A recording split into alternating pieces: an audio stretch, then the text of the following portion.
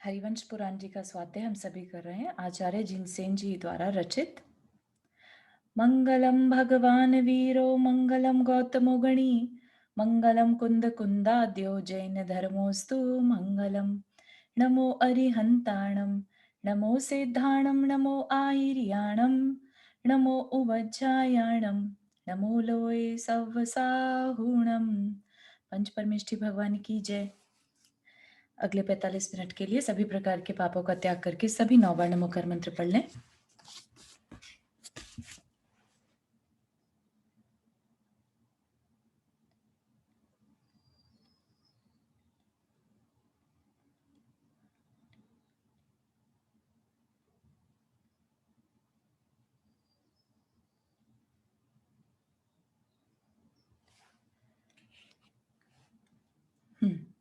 तो हमारी क्या चर्चा चल रही थी इसमें कि जो महावीर भगवान का समोशरण लगा, 66 दिन तक उनकी ध्वनि नहीं गिरी, तो इंद्र ने अपने अवधि ज्ञान से जाना कि कौन इनके गणधर बनने लायक है ना। तो उन्होंने इंद्रभूति को किसी तरह से सभा में बुलाया। तो इंद्रभूति वहां पहुंचे तो उनको द्वार पर ही सम्यक दर्शन, जब उन्होंने अपना नमस्कार किया द्वार पे मानस स्तंभ के सामने, तो उनका मान जो था, नॉलेज तो थी उनके पास लेकिन मान बहुत था साथ में, तो वो मान विगलित हो गया, मतलब खत्म हो गया। उससे फिर उन्हें सम्यक दर्शन हुआ और अंदर जाकर उन्होंने दीक्षा भी वहीं की वहीं समव शरण में ही दीक्षा ली।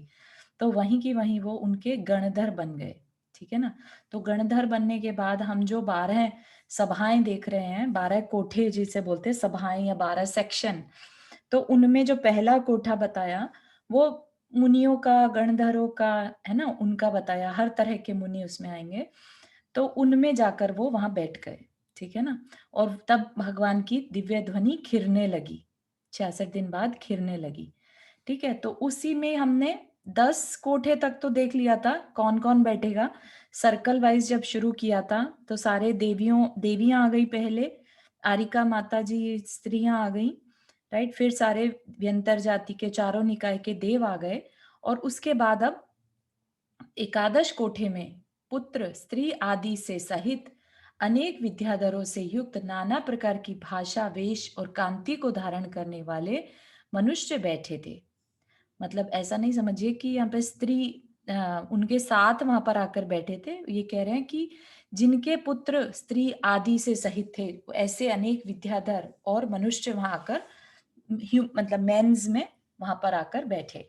ठीक है। सब एक साथ बैठते हैं, यहाँ तक कि चक्रवर्ती भी उसी में बैठता है। और उनके बाद द्वादश कोठा में जिनेन्द्र भगवान के प्रभाव से जिन्हें विश्वास उत्पन्न हुआ था तथा जो अत्यधिक शांत चित्त के धारक थे, ऐसे सर्प, नेवला, गजेंद्र, सिंह, घोड़ा और भैंस आदि नाना प्रकार के तिर्यंच बैठे थे। है ना। तो हमें सबको वो कहानी याद होगी जब एक मेंढक जाता है कि मैं भी भगवान के दर्शन, समोशरण लगा है तो मैं भी जाता हूँ, और वो अपने मुंह में एक पांखुड़ी लगा दबाकर जा रहा है। ठीक है ना। तो उससे क्या समझ में आती है बात कि जो तिर्यंच है उनके अंदर भी भक्ति भाव जाग सकता है। पूर्व भाव के किसी परिणाम के कारण कह लीजिए, उनकी कषाय इतनी मंद हो सकती है कि वो उपदेश भी सुन सकते हैं। हमने पद्म पुराण जी में भी एक जगह पर देखा था कि वानर, बंदर के रूप में गरुड़ जो था, है ना, जो गरुड़ का जीव था शायद वो, तो उन्होंने अनुमोदना करी थी सिर्फ मुनि महाराज को दान देने की, राइट। तो इस तरह से जो तिर्यंच है वो भी अपना कल्याण कर सकते हैं अपने भावों से। बाकी सिंह की तो हम सब सुनते ही हैं, और हाथी का भी हमने एक दो वर्णन सुने हैं, त्रिलोक मंडन हाथी कह लीजिए, सिंह की पर्याय में जो महावीर भगवान का जीव है, तो होता है उनका कल्याण भी पॉसिबल है। ठीक है ना। तो इसी तरह से और तिर्यंचों के साथ, अब हमारे पास सारी कहानियां तो नहीं अवेलेबल है, तो इसलिए ऐसा मानना चाहिए कि जो भी संगी पंचेंद्रिय जीव है वो अपना कल्याण करना चाहे तो कर सकता है। ठीक है। तो ऐसे में जितने भी संगी पंचेंद्रिय जीव वहां पर पहुंचे, चाहे गलती से पहुंच गए हो, हो सकता है क्यूरोसिटी में पहुंच गए हो, है ना। ऐसा भी हो सकता है कि यहाँ क्या चल रहा है, सीढ़ियां दिखाई दे गई तो चलना शुरू कर दिया उन पर, चला तो अंतर्मुहूर्त में ऊपर पहुंच गए। तो ऐसे में भी बाय मिस्टेक भी पहुंच सकते हैं और अपना कल्याण वहां जाकर कर सकते हैं। इसमें अब कोई ये सोचे कि अरे तिर्यंच जाकर कैसे बैठ जाते होंगे, कौन उन्हें रास्ता दिखाता होगा, है ना? किसी बहुत सारी तरह के सब क्वेश्चंस मन में आ सकते हैं। इस प्रकार जब 12 कोठों में 12 गण जिनेंद्र भगवान के चारों ओर प्रदक्षिणा रूप से परिक्रमा, स्तुति और नमस्कार कर विद्यमान थे, तब समस्त पदार्थों को प्रत्यक्ष देखने वाले एवं राग, द्वेष और मोह, इन तीनों दोषों का क्षय करने वाले पाप नाशक श्री जिनेन्द्र देव से गौतम गणधर ने तीर्थ की प्रवृत्ति करने के लिए पूछा। प्रश्न किया, पूछा मतलब प्रश्न किया। तो चारों ओर 12 सेक्शंस में लोग बैठे और क्या कर रहे हैं वहां बैठकर? स्तुति और नमस्कार कर रहे हैं, है ना? सर्कल में प्रदक्षिणा रूप से परिक्रमा, मतलब सर्कल में वो ऑलरेडी बैठे हैं, ऐसा नहीं कि सब लोग घूम रहे हैं, ऐसा नहीं, है ना? तब समस्त पदार्थों को प्रत्यक्ष देखने वाले, समस्त पदार्थों को प्रत्यक्ष देखने वाले मतलब जितने भी जीव अजीव हैं सबको एक साथ युगपत देख पा रहे हैं। कौन? भगवान जिनेन्द्र, है ना? और राग, द्वेष और मोह, इन तीनों दोषों को उन्होंने क्षय कर दिया, है ना? तभी तो केवल ज्ञान प्रकट हुआ, तभी अनंत चतुष्टय जिसे कहते हैं वो प्रकट हुआ उनका। तो उन्होंने क्या प्रश्न किया? तदनंतर श्री वर्धमान प्रभु ने श्रावण मास के कृष्ण पक्ष की प्रतिपदा के प्रातः काल के समय अभिजीत नक्षत्र में समस्त संशयों को छेदने वाले दुंदुबी के शब्द के समान गंभीर तथा एक योजन तक फैलने वाली दिव्य ध्वनि के द्वारा शासन की परंपरा चलाने के लिए उपदेश दिया। तो गौतम गणधर ने क्वेश्चन किया, गणधर ने तीर्थ की प्रवृत्ति करने के लिए पूछा, क्योंकि गौतम गणधर ही प्रश्न की स्टार्ट कर सकते हैं, ठीक है ना? उनसे पहले तो वो चुप बैठे थे बिल्कुल। तो अब गौतम गणधर ने अब प्रश्न पूछा ताकि तीर्थ की प्रवृत्ति हो, मतलब तीर्थ और आगे चले, है ना? नहीं तो भगवान का क्या है, भगवान तो चुप रह सकते हैं, उन्होंने तो अपना कल्याण कर लिया, ठीक है ना? ये इसका क्या मतलब है? तीर्थ की प्रवृत्ति, इसका हाँ, क्या मतलब प्रवृत्ति? तीर्थ की प्रवृत्ति वही बता रहे कि तीर्थ को आगे चलाने के लिए, क्योंकि आज हम क्या कहते हैं, जिन शासन किसका चल रहा है? महावीर भगवान का। तो कैसे चल रहा है? क्योंकि गौतम गणधर ने प्रश्न पूछे, है ना? उसके आंसर में उन्होंने सारा द्वादशांग बताया, ठीक है ना? उससे पहले उनके पूछे बिना नहीं कुछ भी हो रहा था। जब गौतम गणधर वहां नहीं थे तो वहां पर कोई ध्वनि नहीं खिल रही थी, बाकी सब तो वहां पर थे, राइट? सिर्फ गौतम गणधर वहां नहीं होने से आगे नहीं चल रहा था कुछ भी। तो तीर्थ की प्रवृत्ति करने के लिए पूछा। तो अब जो तीर्थ भी का उन्होंने, मतलब धर्म से लगा हाँ सकते हाँ हैं ना। हाँ, बिल्कुल सही, जिन शासन कह लीजिए, तीर्थ के को धर्म की प्रवृत्ति, धर्म चलाने के लिए जिन शासन, ठीक है। तो अब उन्होंने समस्त संशय को छेदने वाले, सारे जितने भी डाउट्स हैं उनको क्लियर करने वाले, दुंदुबी के समान गंभीर, दुंदुबी जैसे बजती है वैसे ही गंभीर और एक योजन तक फैलने वाली दिव्य ध्वनि। तो ये जो क्वेश्चन है ये कल मैंने एक्चुअली प्रमाण सागर महाराज जी से क्लियर किया था कि जो ऋषभ देव भगवान का समर शरण है वो 12 योजन का होता है और जो महावीर भगवान का है वो 1 योजन तक का होता है, ठीक है? अब जब दिव्य ध्वनि खिरती है वो 1 योजन की खिरती है, सभी के उसमें, चाहे वो ऋषभ देव की हो, चाहे वो महावीर भगवान की हो। तो उसके बारे में उन्होंने क्या जवाब दिया कि ये 1 योजन समव शरण के बाहर के एरिया के लिए मानना। पूरे समर शरण में तो वो गूंज ही रही है, उसके बाहर भी 1 योजन तक जाती है, ऐसा मानना, ठीक है? तो 1 योजन तक फैलने वाली दिव्य ध्वनि के द्वारा शासन की परंपरा चलाने के लिए उपदेश दिया। तो क्या उपदेश दिया? प्रथम ही भगवान महावीर ने आचारांग का उपदेश दिया। तो ये क्या है बेसिकली, जो हम बार-बार नहीं पढ़ते कि तीर्थंकर प्रकृति का बंध कब किया? जब 11 अंगों का अध्ययन हो गया, है ना? वो मुनिराज ने 11 अंगों का ज्ञान प्राप्त किया और तीर्थंकर प्रकृति बांधी। हमेशा हमने जब उत्तर पुराण जी में हमेशा ये देख रहे थे कि तीर्थंकर प्रकृति बांधते समय उन्हें 11 अंगों का ज्ञान था। तो क्या है ये 11 अंग? तो ये 11 अंग बेसिकली जो भगवान ने पूरा द्वादशांग बताया, राइट? पूरी जिनवानी जो है 12 अंगों में बटी है। उनमें से 11 अंग तो ये हैं और जो 12वां अंग है उसके फर्दर 5 भेद हैं, ठीक है? 12वें दृष्टिवाद अंग। तो टोटल कितने हो गए? 12। राइट? तो द्वादशांग, ठीक है? तो उनके नाम यहाँ पर हैं। उनकी डिटेल अगर पढ़नी है तो हम जैन तत्व विद्या का स्वाध्याय जो कर रहे हैं, उसमें ये आएगा, ठीक है? श्रुत ज्ञान के चैप्टर के अंदर। तो शुड वी टच हियर और शुड वी कंटिन्यू? नाम बस जान लिए और आगे चले? थोड़ा-सा अगर इसका मीनिंग कि इसमें है क्या वो बता दें तो बहुत अच्छा है। हाँ, हाँ, सही है। तो 12 अंगों का हम देख सकते हैं।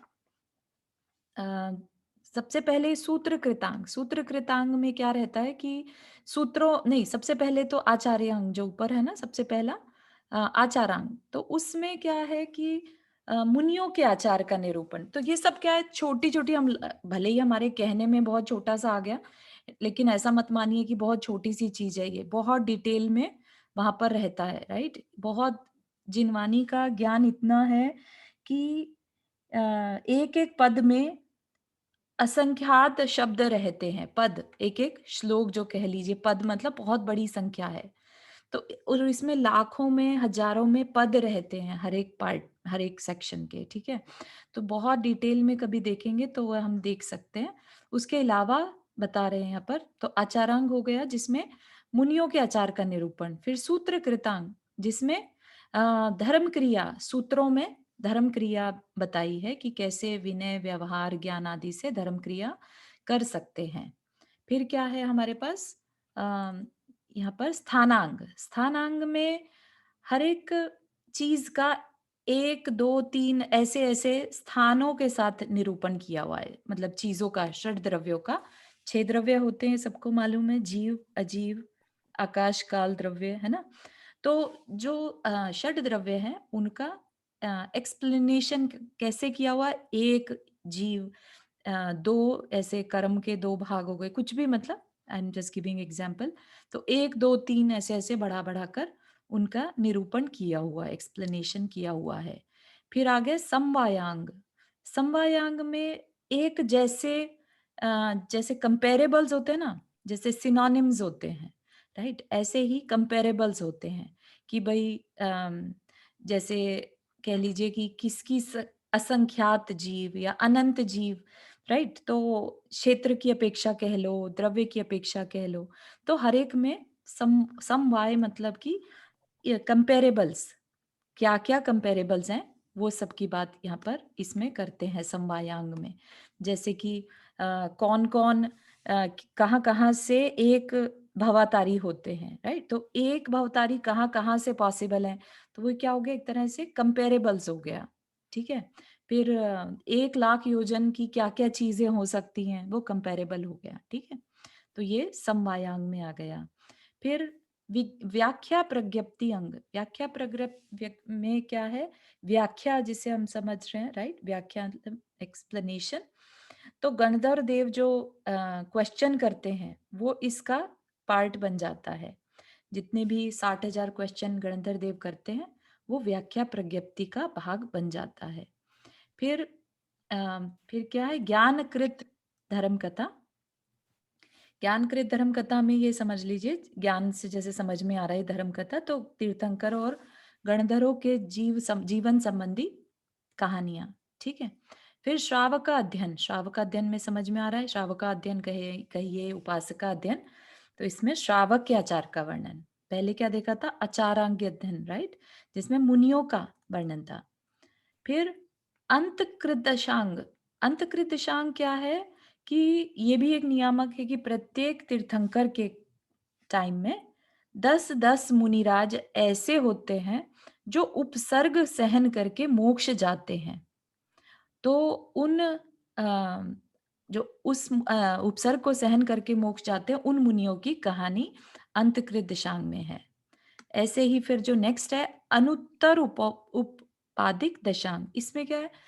सेम वैसे ही जैसे अभी मोक्ष की बात करी थी कि मुनि मोक्ष जाते हैं, यहाँ पर मुनि जो हैं, ऐसे कौन से 10 मुनि हैं जो अनुत्तर विमान में जाते हैं। सर्वार्थ सिद्धि आदि जो अनुत्तर विमान है, 5 विमानों की बात है ना, तो उनकी कथा इस अंग में आती है, ठीक है? फिर प्रश्न व्याकरण। प्रश्न व्याकरण में क्या है? डिफरेंट डिफरेंट प्रश्नों के आधार पर लाभ हानि कितनी है, मतलब क्यों, क्वेश्चंस बेसिकली इसके अंदर आ जाएगा। बहुत ज़्यादा डिटेल नहीं मालूम मुझे।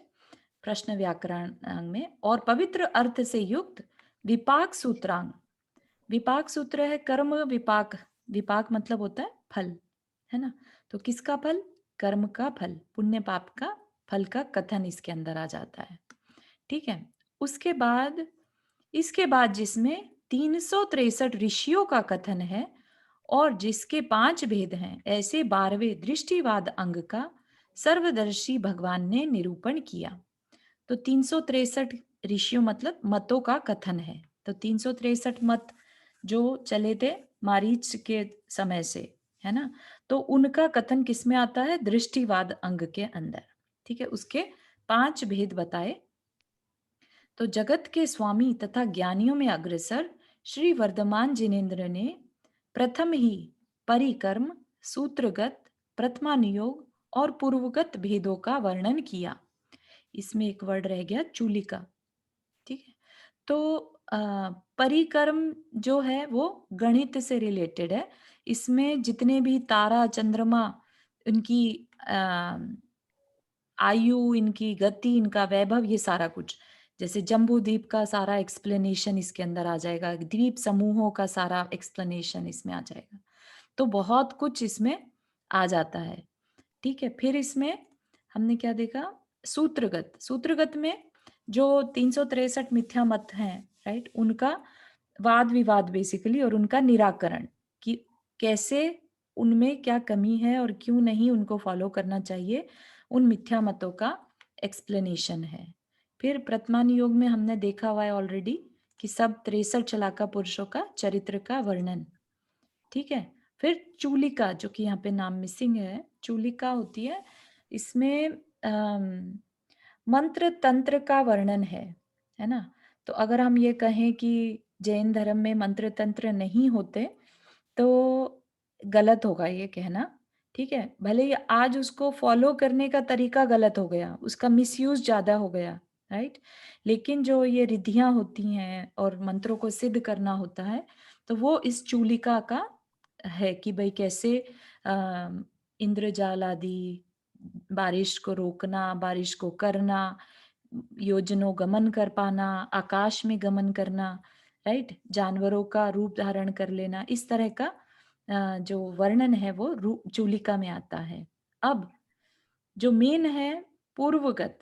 पूर्वगत जो है इसके 14 भेद होते हैं, है ना? जब भी हम पढ़ते हैं क्या पढ़ते हैं? 11 अंग और 14 पूर्व। ठीक है। तो ये 14 पूर्व का अब आगे फर्दर डिटेल है, पूर्वगत भेदों का वर्णन किया। फिर पूर्वगत भेद के उत्पाद पूर्व, अग्रायणीय पूर्व, वीर्य प्रवाद पूर्व, अस्ति नास्ति प्रवाद पूर्व। तो इनको थोड़ा थोड़ा देखते चलते फिर से।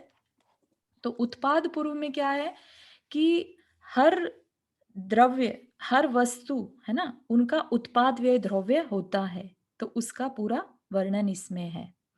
फिर क्या है? अग्रायणीय। अग्रायणीय इसमें अपने और पर की डिटेल्स हैं, क्रियाएं हैं, राइट, उनका एक्सप्लेनेशन है स्व समय पर समय का, कि तुम्हारी आत्मा और दूसरे के आत्मा, उसके बारे में यहाँ पर वर्णन है। वीर्यानु प्रवाद क्या है? इसमें सबके वीर्य मतलब बल, राइट, तो बलों का वर्णन है इसमें। बलदेव, वासुदेव, चक्रवर्ती, इन सबके, इंद्र, तीर्थंकर, उनके सबके बलों का वर्णन है। आस्ति नास्ति। आस्ति नास्ति इसमें जीव द्रव्य के अस्तित्व और, मतलब जो हमारी न्याय की भाषा होती है ना कि है और नहीं है, तो उसको न्याय की भाषा से एक्सप्लेन किया हुआ है, जीवादि द्रव्य के अस्तित्व को। ठीक है।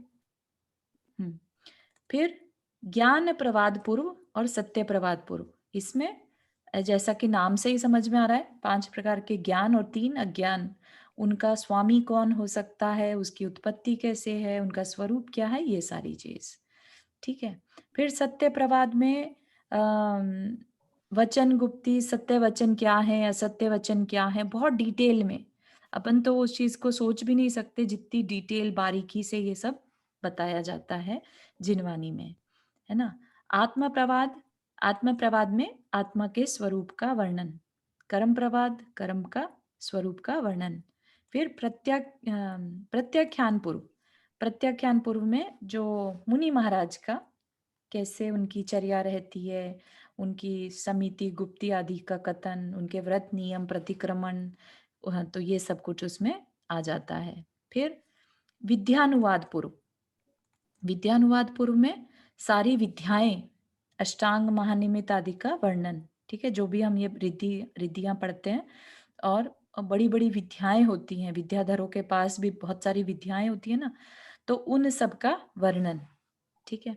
फिर कल्याण पूर्व, कल्याण पूर्व में तीर्थंकरों के पंच कल्याणक और बलदेव वासुदेव आदि के पुण्य का वर्णन। प्राणवाय पूर्व, ये बहुत इंपॉर्टेंट है एक्चुअली। प्राणवाय में प्राण से रिलेटेड, मतलब कि शरीर का हेल्थ से रिलेटेड, ठीक है? प्राणवायु बोलते हैं जैसे एक एनर्जी, ब्रीदिंग, ये सब। और अष्टांग विद्या जो है, अष्टांग निमित्त है ना, हमने पढ़ी थी, तंत्र मंत्र, आयुर्वेद, ये सब प्राणवाय में आ जाता है। तो अगर कोई कहे कि आयुर्वेद जो है वो जैन धर्म के अनुसार मान्य नहीं है, ऐसा नहीं है।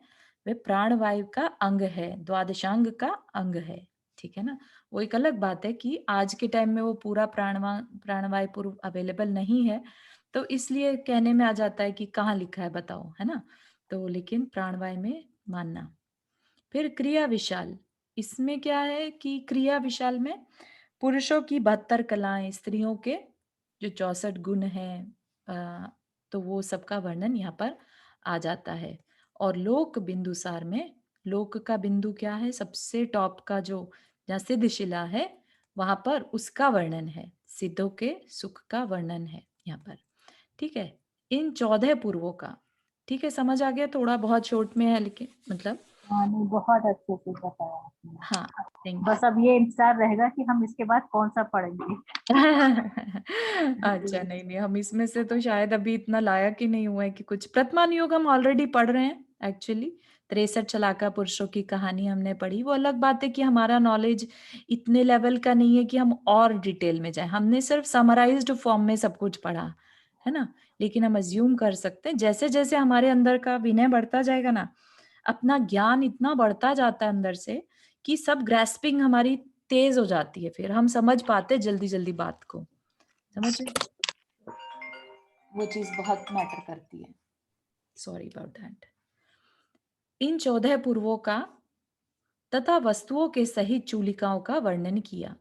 तो वस्तुओं सहित चूलिका जो भी बताए थे ना, जो इसमें मंत्र तंत्र आदि का वर्णन है, वो सब। इस प्रकार श्री जिनेन्द्र देव ने अंग प्रविष्ट तत्व का वर्णन कर अंग बाह्य के 14 भेदों का वास्तविक वर्णन किया।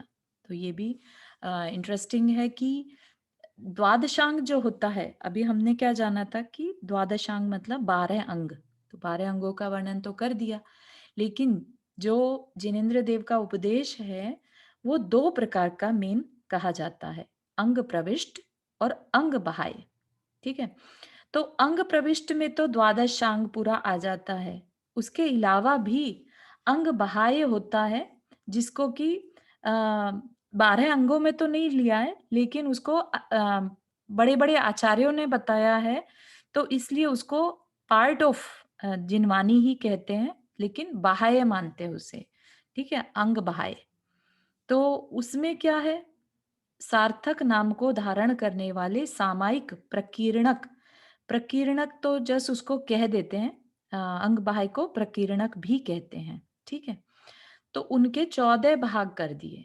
सबसे पहला स्टार्टिंग का सामायिक, उसके बाद चतुर्विंशति स्तवन। तो सामायिक सबको समझ में आता है, सामायिक का वर्णन कैसे करना, कब करना, ठीक है? सारी विधि आदि का एक्सप्लेनेशन यहाँ पर। फिर चतुर्विंशति स्तवन, 24 तीर्थंकरों का स्तवन, पवित्र वंदना, प्रतिक्रमण, राइट? ये हो गया, ये सबको ही मालूम है प्रतिक्रमण का विधान कैसे, है ना? वंदना में जिनेन्द्र भगवान की वंदना कैसे करनी, विनयिक में 4 प्रकार की विनय, उनका विस्तार करने वाला शास्त्र। फिर कृतिक्रम, कृतिक्रम में आचार्य उपाध्याय साधु की वंदना की क्रिया, कैसे उनकी वंदना करनी। पहले कौन सा वंदना बताई थी? जिनेंद्र भगवान की वंदना कर कैसे करना वंदना के अंदर। कृतिकर्म में आचार्य उपाध्याय साधु की वंदना, ठीक है। फिर दश वैकालिक, दश वैकालिक में मुनि की आहारचर्या और उनके भोजन पदार्थ का निरूपण करने वाला। फिर उत्तराध्ययन में उपसर्ग परिचय सहन करने का विधान, जो मुनियों के 22 परिचय रहते हैं उनकी डिटेल, कि भाई ये उपसर्ग किस किस प्रकार के हो सकते हैं, कैसे उनको सहन करना, फिर गलती हो जाए तो उसका प्रायश्चित कैसे लेना, तो ये सारी डिटेल उसमें, ठीक है।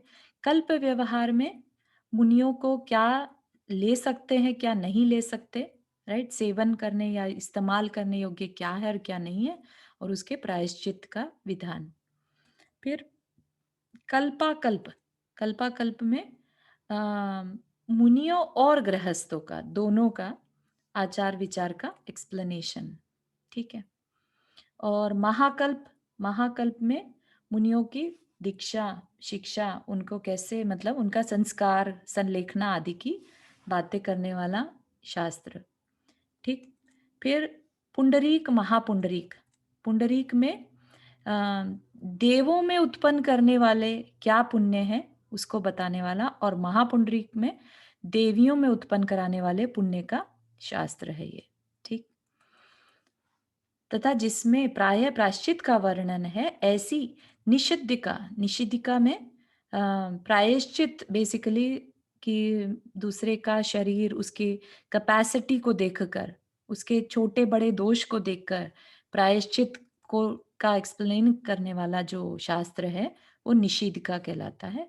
इन 14 प्रकीर्णकों का वर्णन हित करने में उद्यत तथा जगत राय के गुरु श्री वर्धमान जिनेन्द्र ने किया, ठीक है। हित करने में उद्यत, हित करने में उद्यत कौन है? भगवान, राइट। भगवान हम सबके हित करने में उद्यत है, इसीलिए बता रहे हैं कि भाई ये करना, ये नहीं करना, ऐसे प्रायश्चित करना, ऐसे वंदना करना, ऐसे ये करना, तो सब कुछ उन्होंने डिटेल में बताया। सोचने वाली बात है ना कि भाई जो गौतम गंधर है उन्होंने तो सभी कुछ पूछा, कुछ भी नहीं छोड़ा कि भाई हम साधु हैं तो हम क्या करें, कैसे करें, श्रावक है तो उनके लिए क्या आप कहते हैं, राइट। हर चीज वो ऐसे हैं तो पुण्य करें तो कैसे करें, कर्म का फल कैसे हमें देता है, कैसे देव बनते हैं, कैसे देवी बनते हैं, तो हर चीज का नॉलेज जो है भगवान के थ्रू ही आ रहा है। क्यों आ रहा है? क्योंकि भगवान का ज्ञान क्या हो गया? केवल ज्ञान। उनको सब कुछ दिखाई दे रहा है हर जीव के।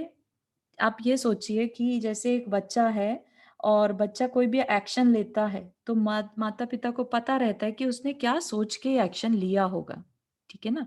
तो इसी तरह से जो भगवान हैं, जिनेंद्र हैं, केवल ज्ञानी हैं, वो हम सबके माता पिता टाइप से हो गए।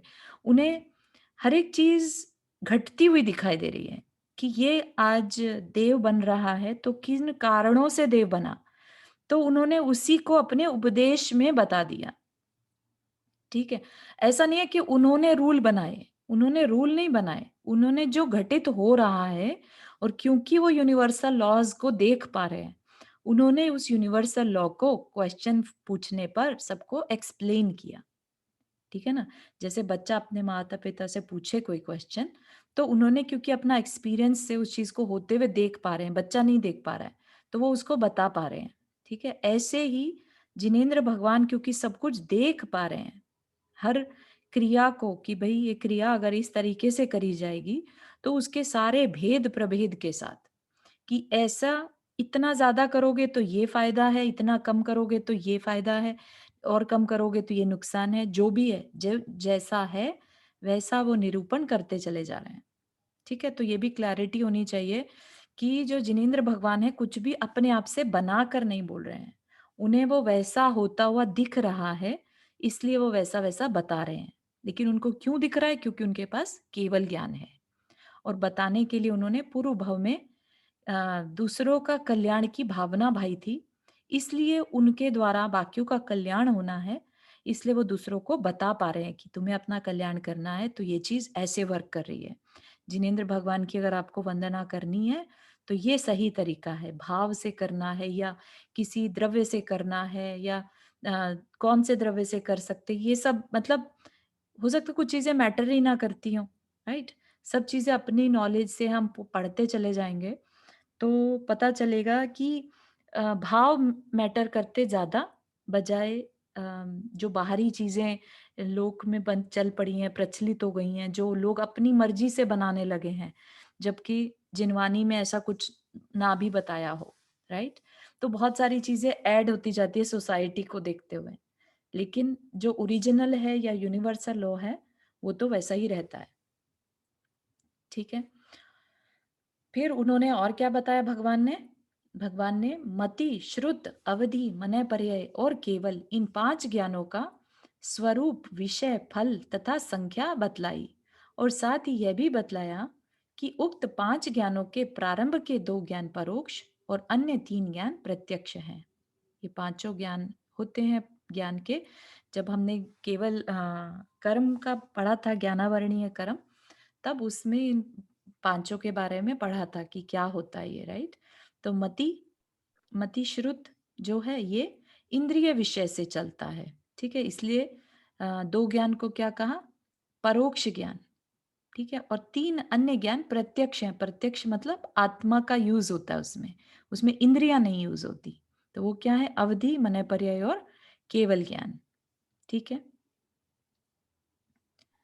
तदनंतर 14 मार्गणा, तो इनकी एक्सप्लेनेशन यहाँ पर और ज्यादा नहीं दे रहे हैं, क्योंकि ये विषय भी हमारे जैन तत्व विद्या में आएगा, ठीक है? ज्ञान के प्रकार के बारे में जब हम देखेंगे, बहुत अच्छे से डिटेल में है, अवधि ज्ञान के प्रकार, मनय पर्याय के प्रकार, सब डिटेल के साथ है, ठीक है? तो वैसे जस्ट समराइज वे में कि मति में क्या रहता है? जो हम डिसीजंस लेते हैं, हम सीखते हैं, राइट? ये सारी चीजें मति ज्ञान, जो बुद्धि का विषय बन जाता है। श्रुत ज्ञान जिसमें हम एनालाइज करते हैं, भाव को ग्रहण करने की कोशिश करते हैं, वो श्रुत ज्ञान आ जाता है, ठीक है? एक मति ज्ञान तो सिर्फ जो आंखों से दिख रहा है उसको ब्रेन ने अंदर ले लिया, वो मति ज्ञान। श्रुत ज्ञान, उसको मैच किया उस इंफॉर्मेशन को कि ये मेरे लिए अच्छा है, नहीं है, ये सारी जो इंफॉर्मेशन है ये श्रुत ज्ञान प्रोसेस करता है, वो हमारे ही अंदर है। आज की डेट में हमारे पास क्या है? मति और श्रुत ज्ञान है, ठीक है? अगर हमारे पास अवधि ज्ञान भी होता तो हमारा सोच कुछ अलग हो जाता, राइट? क्योंकि हम तब, हमारे पास एक और तरह का ज्ञान भी होता, जब हम दूसरे के पास्ट में क्या हुआ, फ्यूचर में क्या होगा, ये चीजें जान पाते, राइट? वो आज हमारे पास नहीं है। लेकिन जो अवधि ज्ञान है उसमें वही बात है कि दीवार के पीछे क्या हो रहा है ये बात को जान सकते हैं, या किसी की पास्ट लाइफ में, फ्यूचर लाइफ में क्या होगा ये जान सकते हैं। चारू दीदी, हाँ मुझे एक क्वेश्चन है। सो हम्म, अवधि ज्ञान साधुओं के होते हैं क्या? हाँ हाँ, साधुओं के भी और चतुर्थ गुण स्थानवर्तियों के भी पॉसिबल है ना? ओके, सो और मना पर्या? मने पर ये साधु के ही होता है, केवल ओके। साधु। लेकिन आज के जमाने में अवधि ज्ञान नहीं है ना, अभी साधुओं हाँ, अवधि ज्ञान भारत क्षेत्र में आज के समय में नहीं है ना? तो चतुर्थ काल तक रहता है, तो जहां भी इस समय चतुर्थ काल होगा वहां पर अवधि ज्ञान भी मिलेगा, है ना? तो जैसे विद्याधर आदि हैं उन पे अवधि ज्ञान रहता है, वहां पर जो मुनिराज होंगे, है ना, विद्याधर वाले मुनिराज, उनके पास अवधि ज्ञान आज भी मिल जाएगा। तो अपने जो भारत क्षेत्र में है उसमें मुनियों को भी अवधि ज्ञान नहीं है? हाँ, उनमें मुनियों को भी अवधि ज्ञान नहीं है, क्योंकि उसके लिए एक विशेष क्षमता चाहिए, विशेष विशुद्धि चाहिए, ठीक पर है? चतुर्थ स्थान तक तो जा सकते हैं भरत क्षेत्र के साधु भी, राइट? गुण हाँ स्थान तक। हाँ हाँ हाँ, वो ठीक है, ऐसा नहीं कह रहे कि चतुर्थ तक नहीं जा सकते, वो छठे सातवें तक भी जा सकते हैं। लेकिन ये अवधि ज्ञान पाने के लिए जो विशुद्धि चाहिए, चाहे वो श्रावक हो, चाहे वो मुनि हो, ठीक है, हम्म। वो आज के टाइम में पॉसिबल नहीं है काल के प्रभाव से। ओके। ठीक है ना? जैसे आज के टाइम में मोक्ष नहीं जा सकते ना, काल का हम्म। प्रभाव है, ऐसे ही अवधि ज्ञान नहीं हो सकता। ओके। ठीक है। जैचिनेन तो जी, इसका मतलब जो ये हुआ अवधि ज्ञान तो चतुर्थ ज्ञान तक तो नहीं हुआ ना, फिर चतुर्थ ज्ञान से चतुर्थ उससे गुण स्थान से ऊपर ही हुआ ना, फिर अ, चतुर्थ गुण स्थान तो अब आजकल मुनियों को हो ही जाता है। हाँ हाँ हाँ, ये अभी की बात नहीं कर रहे हैं, इन जनरल बोल रहे हैं कि जो अवधि ज्ञान है वो चतुर्थ गुण स्थानवर्ती को भी हो सकता है, हो ठीक है सकता ना? है। हाँ तो ठीक है, हाँ, ठीक आज पंचम काल की अपेक्षा से कहें तो नहीं है, ठीक है है। ना? तो ठीक है, उसमें तो मैटर ही नहीं कर रहा, छठे सातवें तक भी है तो भी अवधि ज्ञान नहीं हो सकता। ओके, ओके, हम्म, ठीक, थैंक ठीक है। फिर मनय पर्याय ज्ञान सिर्फ मुनियों में होता है, जैसे कि हम देखते भी हैं तीर्थंकर जैसे ही दीक्षा ली उनको मनय पर्याय प्रकट हो जाता है। और केवल ज्ञानी तो हम सभी जानते हैं कि बहुत आगे की अवस्था है, जब अपने चार घातीय कर्मों का नाश करते हैं तब जाके केवल ज्ञान होता है। तो ये तो सिर्फ जो उत्कृष्ट मुनि हैं जिन्होंने अपनी साधना के बल पे अपने सारे घातीय कर्मों को नष्ट कर लिया, वो ही इसको पा सकते हैं केवल ज्ञान। चारों एक बार मन पर्याय का बताओगे थोड़ा सा हाँ हाँ हाँ, शॉर्ट मनय में? पर्याय में क्या थोड़ा मैं रहता है कंफ्यूज कि हो रही हूँ अब। हाँ, मनय पर्याय में मन की बात जानते हैं, ठीक है। अवधि ज्ञान में ओके, रूपी पदार्थ जो होते हैं, ठीक है, उनको जान पाते हैं, रूपी। मनय पर्याय में मन में क्या विचार हैं उनको जान पाते हैं, ठीक है, इसलिए तो मनय रूपी पर्याय। विचार क्या मतलब? नहीं नहीं नहीं नहीं, तो रूपी विचार क्या मतलब अवधि में? कोई एक मिनट। अवधि माने पिछले जन्म का, उससे पहले का मेरे हाँ, ख्याल से। रूपी मतलब क्या, अवधि पुद्गल। ज्ञान तो फ्यूचर ज्ञान होता है ना। नहीं, सुनिए एक अवधि बार। ज्ञान फ्यूचर ज्ञान। अवधि ज्ञान क्या फ्यूचर है, एंड रूपी पास्ट। पदार्थों को जानता है। रूपी मतलब पुद्गल को, ठीक है, जिसमें ओ, स्पर्श ठीक है, रसगंध ठीक हो। है। हाँ, मनय पर्याय क्या हाँ, है, बहुत सूक्ष्म होती है, तो वो मनय पर्याय मन हाँ, के हाँ, विषय को जान पाता है, इसके मन में क्या विचार चल रहे हैं, हाँ, हाँ, ठीक है। हाँ, ठीक है, थैंक यू, समझ ओके, आ गई, कंफ्यूज हो गई थी फिर। हाँ हाँ हाँ, थैंक यू सो मच। ठीक ठीक, ओके, ठीक है। हाँ, नंदा जी आपने हाथ रेज किया। हाँ, एक चीज पूछने थी, अगर आप अभी बताना चाहो या बाद में बताना जी। चाहो वो ठीक है, आप स्किप कर सकते हो। हम्म कि मोक्ष बहुत लोगों को हो सकता है, ये नहीं कि सिर्फ जिसको केवल ज्ञान हुआ है उसको ही होगा मोक्ष। तो आप बताओगे कि ये मोक्ष किस अवस्था में हो सकता है? हाँ क्या मनुष्य जाति को भी सीधे मोक्ष करता है, या सिर्फ साधुओं को मोक्ष होता है, हाँ, मतलब क्या है? ठीक है। तो जो अभी बताया ना, केवल ज्ञान, केवल ज्ञान एक ज्ञान है अपना, आत्मा का केवल ज्ञान ज्ञान है। तो बहुत ही हाई डिग्री होगी। हाँ, तो जो मोक्ष है बेसिकली, केवल ज्ञान रास्ते का एक माइलस्टोन है, ठीक है। केवल ज्ञान के बाद ही मोक्ष पॉसिबल है, बिना केवल ज्ञान के मोक्ष नहीं हो सकता। कोई कहे कि उसके पास मति श्रुत अवधि मनय पर्याय ज्ञान है, तो क्या उसे मोक्ष हो जाएगा? नहीं, वो वहां तक अटका रहेगा जब तक कि केवल ज्ञान ना हो जाए, ठीक है। और वो प्रोसेस है। तो जब अपनी साधना के बल पर वो अपना शुक्ल ध्यान लगाते हैं तो केवल ज्ञान होता ही होता है, ठीक है। तो नहीं, केवल ज्ञान तो तीर्थंकरों को होता है। नहीं, ऐसा नहीं है। तीर्थंकर को सभी तीर्थंकरों को केवल ज्ञान होता है, लेकिन सभी केवल ज्ञानी तीर्थंकर हो ये जरूरी नहीं है, हाँ हाँ हाँ। ठीक है ना। तो तो केवल ज्ञान जो है वो हर मतलब जो मुनिराज, मोक्षगामी तो होगा ही होगा। हाँ, जो मोक्ष जाने वाले हैं वो केवल ज्ञान के थ्रू ही जा सकते हैं, ठीक है। तो अब यहाँ पर कौन मोक्ष जा सकता है, तो जो संगी पंचेंद्रिय है ना, जीव रहते हैं मनुष्य पर्याय के, और जिन्होंने रत्नत्रय पालन किया, ठीक है, तो वो ही अपनी साधना के बल पर मोक्ष जा सकते हैं। जाएंगे ही ये जरूरी नहीं है कि रत्नत्रय धारण कर लिया तो क्या चले ही जाएंगे, ऐसा नहीं। उन्हें एक विशिष्ट साधना करनी होगी जिसमें कि केवल ज्ञान पाना एक माइलस्टोन है। चारुदे, तो केवल ज्ञान इज सम्यक ज्ञान? हाँ, एक बार नंदा जी आपका क्वेश्चन क्लियर हुआ? हाँ हाँ बिल्कुल, थैंक यू। श्योर। तो शिप्रा जी आप पूछ रहे हैं केवल ज्ञान इज सम्यक ज्ञान, है ना। हाँ, केवल ज्ञान जो है उत्कृष्ट ज्ञान है बेसिकली। उत्कृष्ट ज्ञान मतलब कि जब ज्ञानावरण ना रहे, ठीक है, तब केवल ज्ञान प्रकट होता है। ये आत्मा का शुद्ध स्वरूप है बेसिकली केवल ज्ञान, ठीक है ना। तो ये सम्यक ज्ञान से भी ऊपर की चीज है, ओके। ठीक है।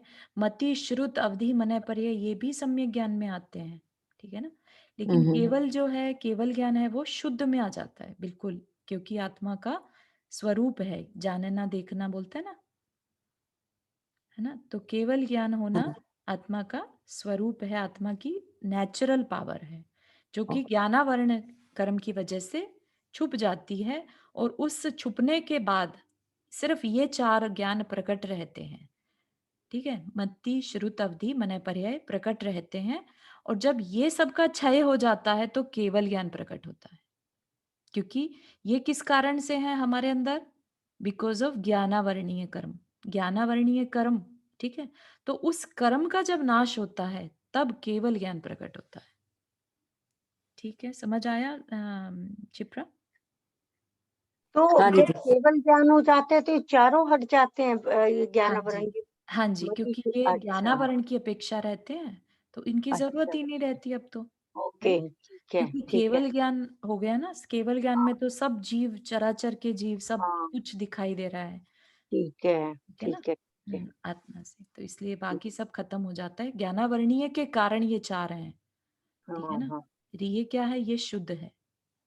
ठीक है, ठीक हम्म, है, थैंक ठीक है, तो भगवान ने बताया ये भी, क्योंकि उन्हें सब कुछ घटित होते हुए दिख रहा है। यू। उन्हें मुनि दीक्षा लेते हुए उनके किस गुण स्थान में डिफरेंस आ रहा है, सब कुछ नजर आ रहा है, ठीक है ना? तो हुँ, उन्हें अम, ज्ञानावरणीय कर्म का क्षय होता हुआ भी दिख रहा है, और उन्हें केवल ज्ञान होते हुए भी पता चल रहा है, और केवल ज्ञान किसकी पर्याय है, वो सब कुछ उन्हें क्लियर दिख रहा है, तो वो सब बता पा रहे हैं, ठीक है ना? इसीलिए भगवान जब दीक्षा लेते हैं तब कुछ नहीं बोलते हैं।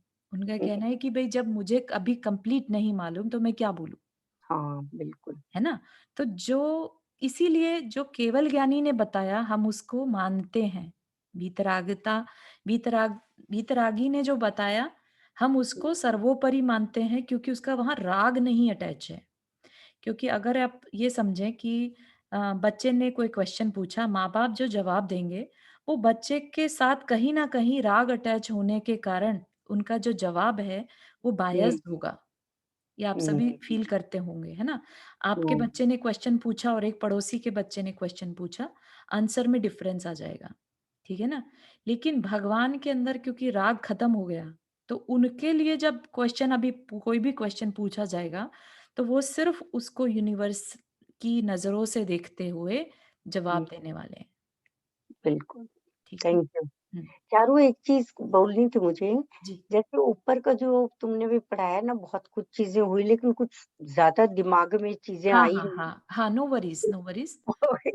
हाँ, वही हाँ, बोल रही थी अपन को सुन तो सारा इसमें, लिया लेकिन हाँ, डिटेल में पढ़ना है कभी पढ़ सकते हैं, जब आएगा विषय ठीक है, जैन तत्व विद्या में जब आएगा तो हम इसको ठीक डिटेल है। में देख सकते हैं। बाकी इससे सीखने जैसा यही है कि 12 अंगों में क्या है, बस हुँ, इतनी अगर हमें पता है, हमारा बुद्धि बहुत छोटी है, हम आज पढ़ेंगे कल भूल जाएंगे, ठीक है वो ना? तो क्या है ही लेकिन कुछ नहीं। चीजें हमें याद रह जाती हैं, तो इसलिए पढ़ना भी चाहिए। ठीक जैसे है, मेरे को ये क्वेश्चन था कि आयुर्वेद जैन धर्म का पार्ट है कि नहीं है, क्या ये जिनवानी के द्वारा मान्य है कि नहीं है, राइट? तो पता चला बाद में कि प्राणवायु अंग का पूर्व का भेद है, ये उसमें आता है। तो एक अच्छा, क्लैरिटी मिल गई। ये नहीं हुँ, दिमाग में रहा कि अरे ये मिथ्यात्व तो नहीं है, मंत्र ओके, तंत्र मिथ्यात्व तो नहीं है, तो वो क्वेश्चन के आंसर इनसे मिल हुँ, जाते हैं, ठीक है ठीक ना? है, ठीक है, हाँ। ठीक है। तुम्हें तो ज़रा नॉलेज है ना इसलिए ज़्यादा वो हो गया हाँ, हम नहीं ऐसा नहीं है, नहीं, नॉलेज नहीं, के नहीं, नॉलेज मेरे बहुत कम है एक्चुअली, अभी मेरे को पता चल रहा नहीं, है कि वो तुम्हें बहुत कम लगता है है। ना हमारे सामने तो तुम्हें लगता है ना कि पता नहीं कितनी क्योंकि समझ ही नहीं आता कुछ। नहीं, नहीं, नहीं, पर इतनी सारी चीज़ें सुनी लेकिन कुछ हुँ। दिमाग में ज़्यादा बैठी नहीं। हाँ, हाँ, हाँ, वो बार-बार होगा ना जैसे, हाँ, तो अब जैसे ये मति श्रुति तुम्हें ध्यान होगा मैंने सबसे पहले शुरू में जब हुँ, शुरू हुँ, की हुँ, क्लास में राइट। तुम्हारे से पूछा था मति श्रुति अवधि क्या हाँ, होता है? हाँ, हाँ, हाँ, सही बात है, लेकिन आज आपको पूछना नहीं हाँ, पड़ा ना, तो ओके, इसलिए बहुत डिफरेंस है, आप प्रोग्रेस कर रहे हैं, दैट्स हाँ, द थिंग, दैट्स गुड। हाँ, भूमिका जी आपने हाथ रेज़ किया?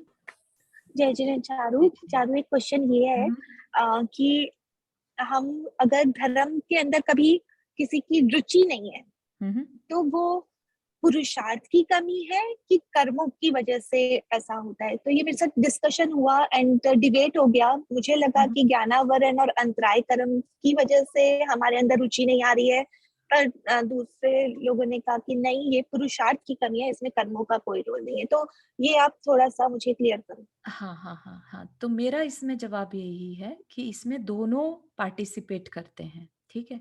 आपका भी ठीक है कि ज्ञानावरणीय कर्म है कि भई रुचि नहीं आ रही, अंतराय कर्म भी है कि वैसा साथ नहीं मिल रहा है। जब भी मन बना रहे हैं, तो अंतराय पड़ जा रहा है, राइट? तो लेकिन अब क्या करें, ऐसे ही बैठे रहेंगे क्या? तो वहां पर पुरुषार्थ की भी कमी दिखती है। ठीक है, किसी की रुचि नहीं बन रही है तो हो सकता है उन्होंने सही साथ को ढूंढने में कोशिश ही नहीं करी कि भाई मेरे को कहीं, मतलब क्या कारण है। जैसे मेरा लाइव एग्जाम्पल है, मेरे खुद के हस्बैंड का एग्जाम्पल है। तो वो बार बार यही क्वेश्चन रहता था उनको कि मेरी इंटरेस्ट क्यों नहीं बनता इतना, जैसे तू लगी रहती है ऐसे मेरा क्यों नहीं बनता। तो ऐसे हर बार का क्वेश्चन है, सालों से ये क्वेश्चन चल रहा था। एंड देन स्लोली स्लोली बताते रहने के बाद भी रुचि नहीं बन पा रही थी, राइट। लेकिन फिर जब धीरे धीरे उन्होंने एफर्ट खत्म नहीं किए अपने, ठीक है, एफर्ट हमेशा थोड़ा थोड़ा भी लगाया कि भाई बता, मुझे इसका आंसर बता, इसका ये क्वेश्चन पूछना करना। फिर थोड़ा सा पूजा वगैरह भी में भी, चाहे जबरदस्ती जाना चाहे थोड़ा बहुत धीरे धीरे मन से भी फिर बढ़ने लगता है। तो एफर्ट्स आने के बाद फिर वो रियलाइजेशन में आता है। कई लोगों का पूर्व भव का उदय, कर्म का उदय ऐसा रहता है कि उन्हें बात जल्दी समझ में आ जाती है।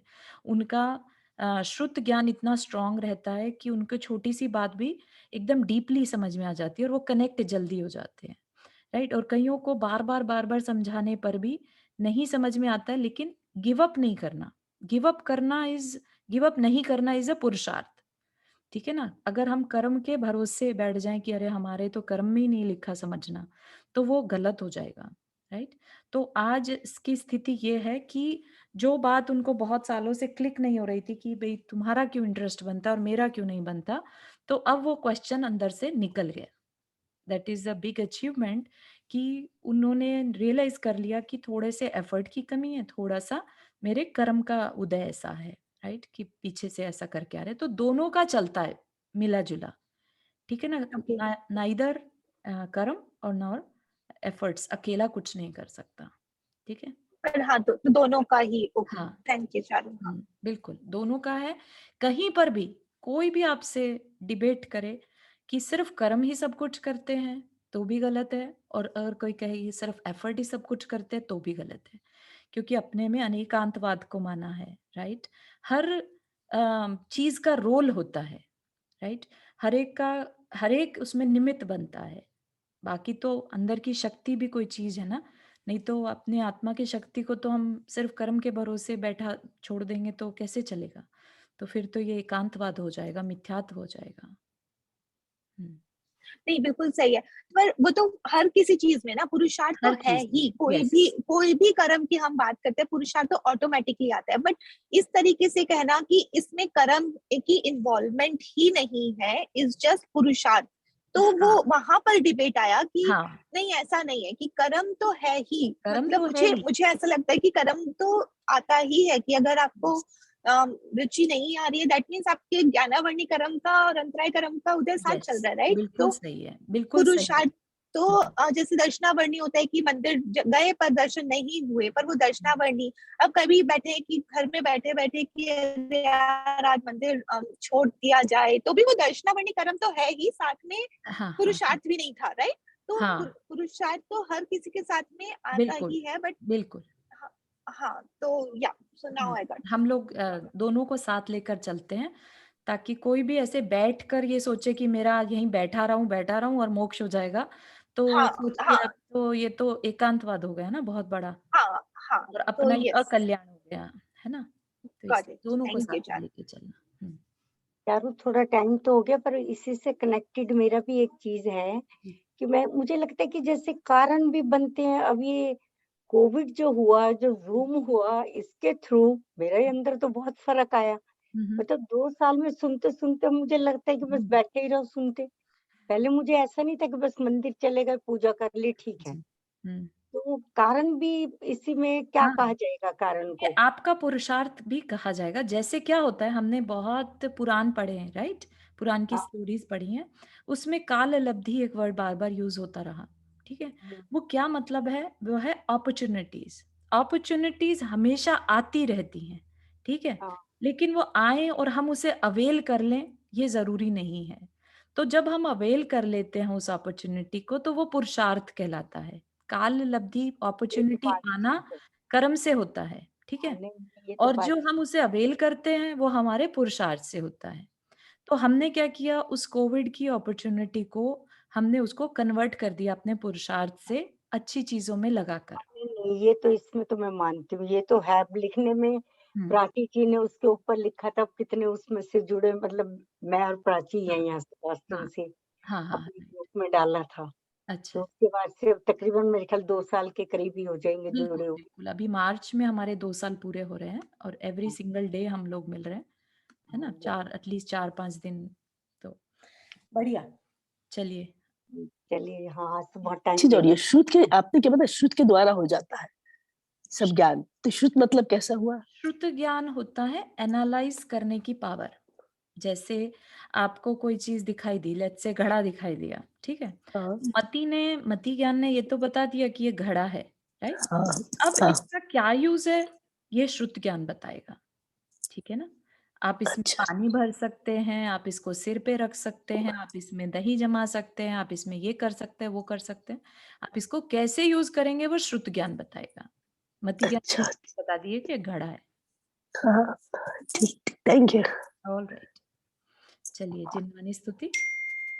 जावाणी के ज्ञान से सूझे लोकालोक, सो वाणी मस्तक धरो सदा दे तू दोक।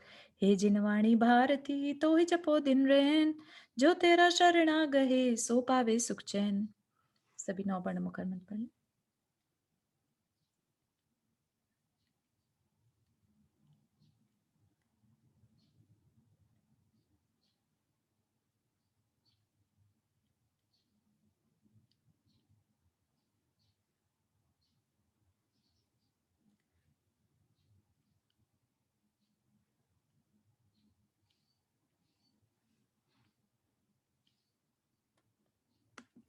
चलिए, सभी को जय जिनेन्द्र। कल हमारी जैन तत्व विद्या की क्लास होगी। जय जय जय। जिनेन्द्र। जय हाँ, जिनेन्द्र। चारू जय ने एक चीज अच्छा, और बोलना आपकी वो चाहूंगी। साइट, हाँ। चारू जी की चारू, साइट अलग है क्या उसमें, कि साइट यही वाली चलेगी?